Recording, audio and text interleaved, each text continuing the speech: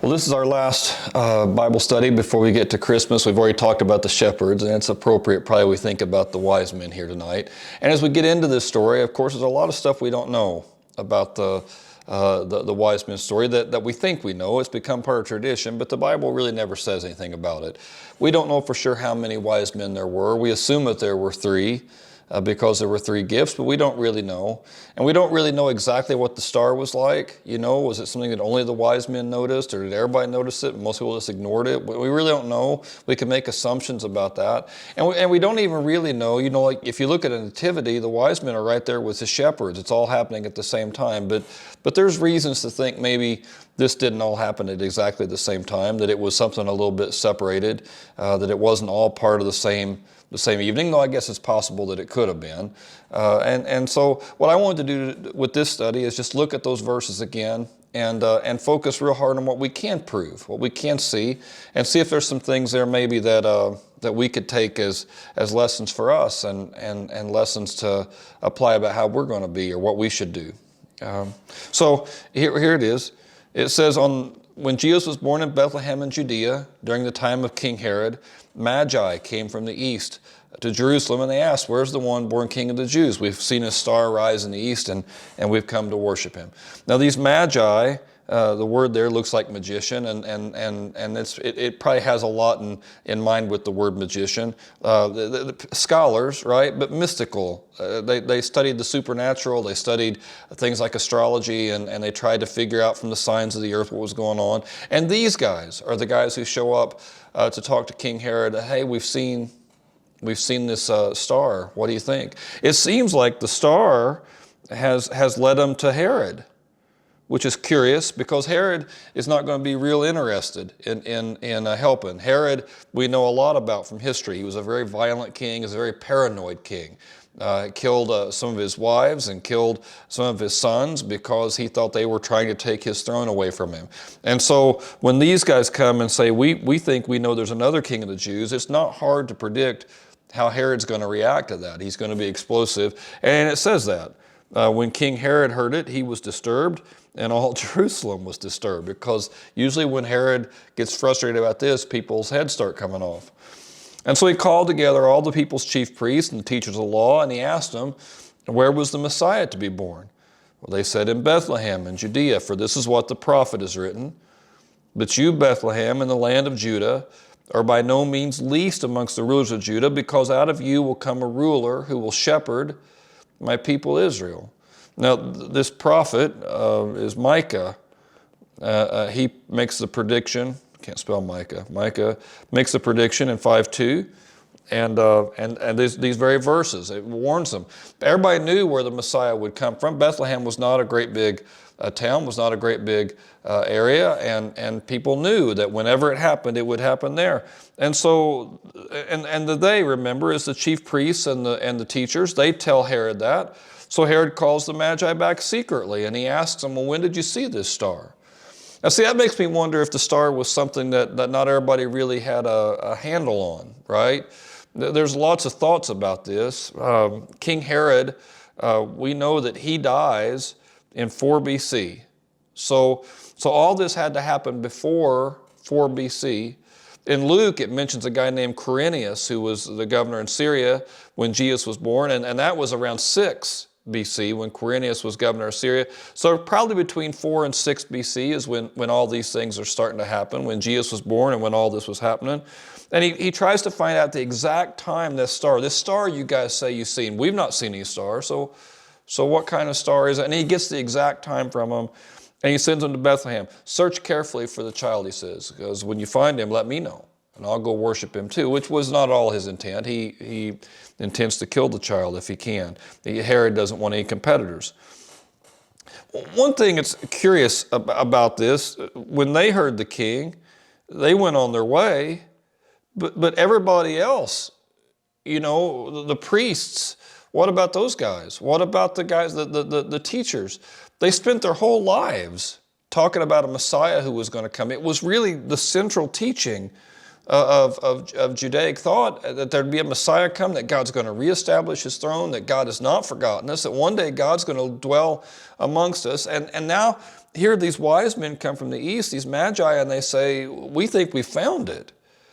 And they say, well, yeah, it's just in Bethlehem, just a few miles down the road. But they go back to bed. All the priests and the teachers, they just have no interest in following up on this. And then there's lots of possibilities that aren't wicked. I mean, it's possible they just don't trust these magi. Who are these guys that we should, put clothes on and go figure this out tonight? It's possible that they've been on these sorts of wild goose chases several different times, and they've been on so many of them that they just don't believe it anymore. If they hear some rumor, well, he's here, he's there, he's this other place, they just don't get it. But I think it's certainly likely that they just don't want to make Herod mad. They like living in the palace. They like having their positions. They like being important, and they're just not really interested in some new Messiah coming and potentially changing all those things. So they just go back to sleep. The wise men, they followed the star, and it says the star went ahead of them until it stopped over the place where the child was. Now, when it talks about stuff like this, the star moving and rising and stopping in certain places, that's not how stars normally act. A lot of nativity sets, instead of having a star above the manger, will have an angel. And sometimes that's what stars are, scripturally speaking. The language can be used both ways. And maybe that's what's going on here. And the star is just an angel. And it's only really for them to see that God has called these wise men, these magi, out of the east, and he's brought them across hundreds of miles because he wants them to see his son. Maybe God has on purpose chosen these guys because they are important, because they are rich, because they're not Jewish, right? He's called the shepherds in. The shepherds are poor and they're Jewish and they're bottom rung. Well, now he's bringing in guys from the east who have lots of money and who are very important, and they're not Jewish. And maybe it's a sign that Jesus has come not just for the poor and the Jewish, but he's come for the rich and the non-Jewish. He's come for everybody, no matter what your gender or your wealth or your education, that maybe he's come for everybody. Maybe he's not just good news for a few, but he's good news for the whole world. Maybe he's something worth getting joyful about. When they came to the house, they saw the child and his mother Mary, and they bowed down and worshiped him. And they opened their treasures, and they gave him gifts of gold and incense and myrrh. Now, all those things have some significance. Gold is for kings, right? And incense, really of any sort, is for priests. And myrrh is an embalming thing, so it's used for sacrifice. Now, did these priests, or these not priests, did these magi, did these wise men, did they understand all that? Did they understand when they gave these gifts that there was symbolism to it?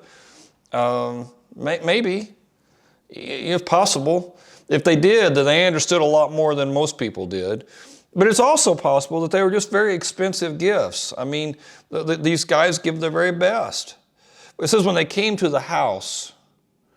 Now some people think because of that this is after the manger. It's after all of that stuff happened. The night of the nativity is already over, and now Mary and Joseph have moved into a house, and they've put roots down in Bethlehem.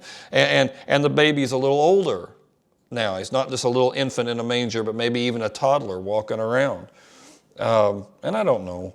I think there's reason to think that maybe he's a little older than just newborn, because Herod later in this story, when he finds out the wise men aren't telling him everything, is going to send troops out to kill every boy 2 years old and younger in accordance with the time he hears about the star. So there's a chance maybe that Jesus is a little older here. And I know that can kind of change how you're thinking, but he's still just an infant, just 1 or 2 years old. Maybe he can toddle around. And when they see him, right, the last slide, they were overjoyed. And now they see him again, and they bow down and they worship, right? I mean, think about what's going on here. What is it that they're worshiping? What is it that they're wanting to get? So it's not about what Jesus can do right now, because he's not doing anything right now.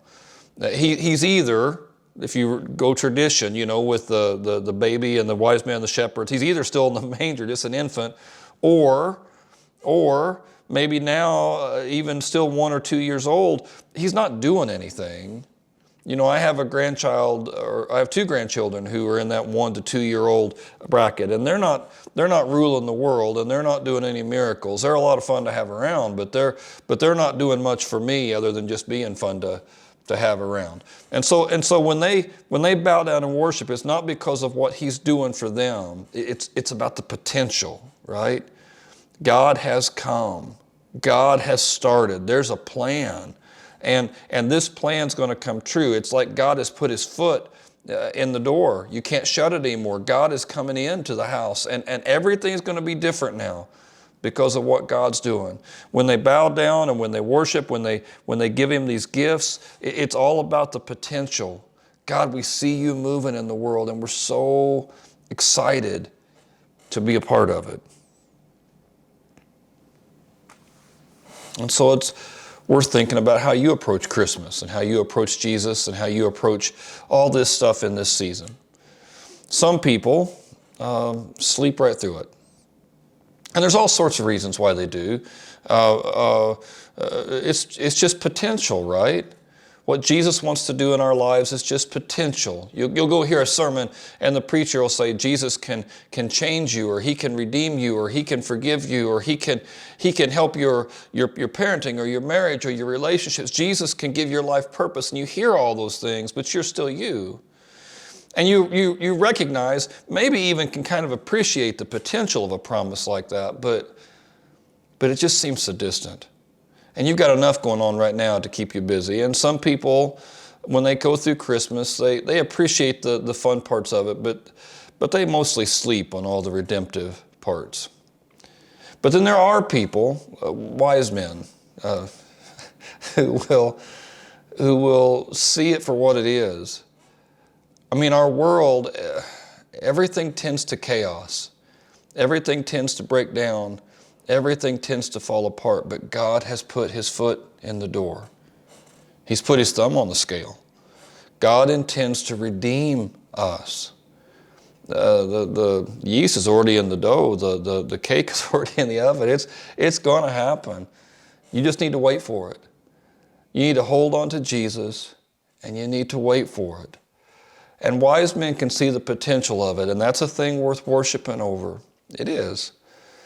That's a thing worth getting overjoyed about. It absolutely is. People will let you down, but God has a plan. When we think about the gifts that we give, the whole tradition of gift giving, of course, comes from these guys and the gifts that they gave to Jesus. They gave gifts that were valuable. They gave gifts that were probably meaningful. They gave gifts that were useful. Just the next night or two from here, Joseph's going to have to move his family away to get rid of Herod, who will look for this king of the Jews and try to kill him. And Joseph will have to run, have to live in a foreign country for a couple of years until Herod passes on, right? And these gifts, this gold and incense and myrrh, almost certainly will be sold to pay for all those things. I mean, the gifts are useful, they're appropriate, and they're pricey. And all those things are things you give to someone who you love. And I'm sure a lot of you have given great thought to the gifts you give to the people who are the most important to you. You know, it's the kind of thing that we do. We want to give a gift that makes them impressed. But remember, these were gifts for Jesus. And Jesus is not a toddler now. He's in heaven. And when we come to him to worship, what kind of a gift does he deserve? What's the thing that you have that is the most precious, the most useful, the most meaningful? Is it not your heart? Is it not your very life? When we talk about a gift that we can give to Jesus that'll make him widen his eyes and kind of gasp, like, wow, it's just what I wanted. I think that's the kind of gift he's looking for. And so as we go into this Christmas season, I challenge you to give to Jesus the thing that is most precious to him and most precious to you, your life. And trust in him for the potential that he's promised. God has his foot in the door. It's all about to change. You just need to hold on and ride with him until it does.